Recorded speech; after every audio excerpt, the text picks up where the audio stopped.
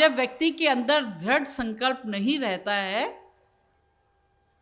तो व्यक्ति के अंदर थोड़ी सी भी समस्या आए वो अपना रास्ता छोड़ देता है, अपने मार्ग को परिवर्तित कर देता है, अपने मार्ग को बदल देता है। आए तो थे सत्संग सुनने के लिए, लेकिन जरा सी बारिश हुई फौरन भाग लिए, ना सत्संग सुना ना दर्शन किया और चले गए। अब घर में जाके टीवी खोल के टीवी तो देखेंगे और कुछ नहीं करेंगे। लेकिन जिनके हृदय में दृढ़ संकल्प था वो यहीं बैठे रहे कि कोई बात नहीं, बारिश होगी, भीग जाएंगे। वैसे भी हम जाते हैं, कभी कहीं आप बाहर निकलते हैं, आप नौकरी के लिए जाते होंगे, आप स्कूल के लिए जाते होंगे, आप बाजार जाते होंगे, तो कितनी बार बारिश आती है, कपड़े भीग जाते हैं, घर आएंगे कपड़े चेंज कर देंगे, यही तो करते हैं। तो सत्संग के लिए भी अगर हम आ रहे हैं, अगर बारिश हो गई तो ज़्यादा से ज़्यादा क्या होगा, कपड़े तो भीगेंगे, कपड़े हम बदल सकते हैं। तो जिनके हृदय में दृढ़ संकल्प था वो यहाँ बैठे रहे, और जिनके हृदय में दृढ़ संकल्प नहीं था वो यहाँ से चले गए। इसी दृढ़ संकल्प के जब मैंने यहाँ पे जो देखा, वातावरण देखा, तो मुझे एक छोटा सा एक दृष्टांत याद आया। ऐसा एक दृष्टांत था दृढ़ संकल्पता के ऊपर कि एक बार ईश्वर ने कहा कि देखो मैंने अपनी सुंदर जो मैंने सृष्टि की रचना करी है उसको देखूं, उसका अवलोकन करूं।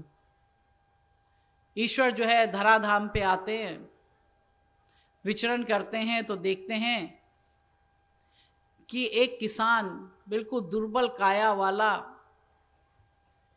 वो एक बहुत बड़े पहाड़ को अपनी कुदाल से उसको खोद रहा है। अकेला है, शरीर से पसीना भीग रहा है, भोजन भी पता नहीं कब किया होगा, काया भी बहुत पतली सी है, लेकिन हिम्मत बहुत ज़्यादा है, और अकेला ही उस पहाड़ को खोदने में लगा हुआ है। भगवान कहते कि भाई इतना ऊंचा एक विशाल पहाड़, और एक अकेला, एक बेचारा, एक कृषक अकेला एक पहाड़ को खोद रहा है। तो भगवान उसके पास जाते हैं, किसान के पास जाते हैं, और कहते हैं कि उससे, किसान से पूछते हैं, हे कृषक, तुम अकेले हो और इतना बड़ा एक विशाल पहाड़ है, तुम इसको अकेले खोद रहे हो, इसका कारण क्या है? तुम इस पहाड़ को क्यों खोद रहे हो? इससे तुम्हारी क्या दुश्मनी है जो तुम अकेले इस पहाड़ को खोद रहे हो? तो किसान कहता है कि वो तो नहीं जानता कि भगवान तो अपने वेश बदल के आए हुए थे। तो कहते हैं, हे भद्रे, कहते ये जो पहाड़ है ये इतना ऊंचा पहाड़ है कि जब बादल आते हैं तो बादल इस पहाड़ से टकरा जाते हैं, और इस पहाड़ के टकराने से क्या होता है, इस पहाड़ के उस तरफ तो वर्षा हो जाती है, लेकिन इस पहाड़ की ऊंचाई के कारण वो बादल इधर नहीं आ पाते, और जो मेरे तरफ का जो मेरा खेत है जहाँ मैं खेती करता हूँ वहाँ पे बादल नहीं आ पाते और वहाँ वर्षा नहीं हो पाती, जिसके कारण मैं अपने खेत में कोई भी फसल की बुआई नहीं कर पा रहा हूँ।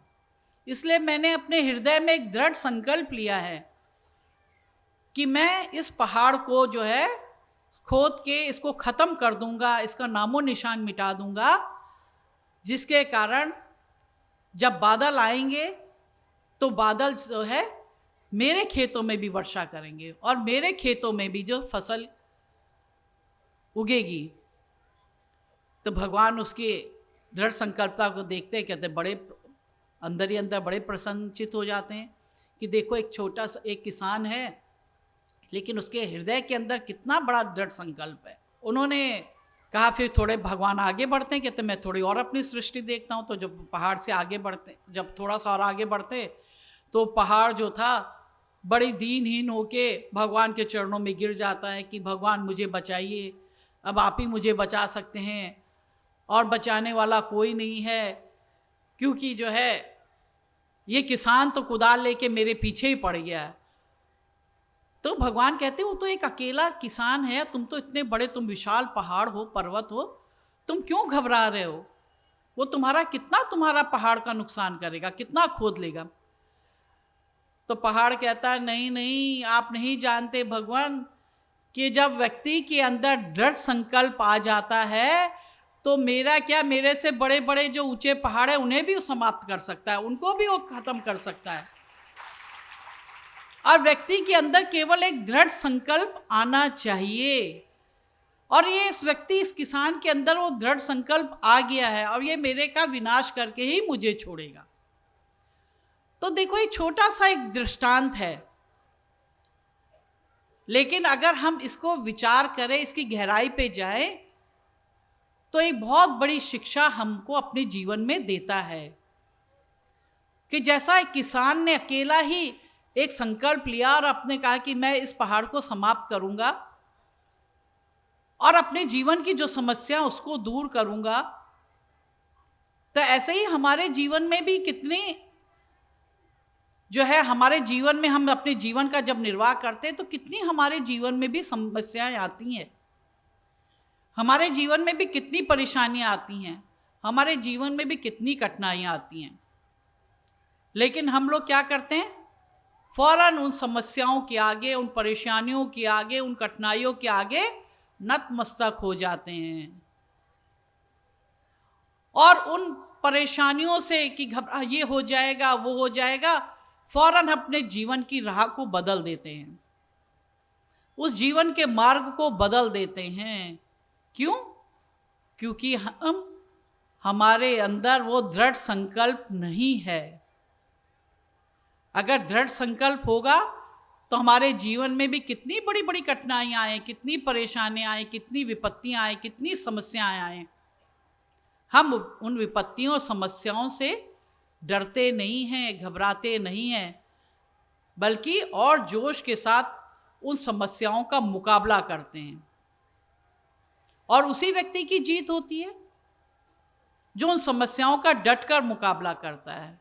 अगर हम पहले ही घबरा जाएं, पहले ही मुश्किलों से जो है भाग लें, तो हम अपने जीवन के लक्ष्य को थोड़ा ना प्राप्त कर सकते हैं।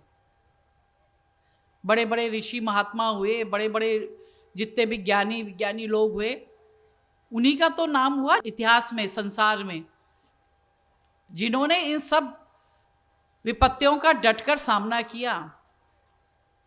अगर वो सामना ना करते तो आज वो महान पुरुष नहीं कहलाते, वो महान पुरुष कहला ही नहीं सकते थे, फिर तो वो भी साधारण जीव ही कहलाए जाते। इसलिए अपने जीवन में एक दृढ़ संकल्प हमेशा रखो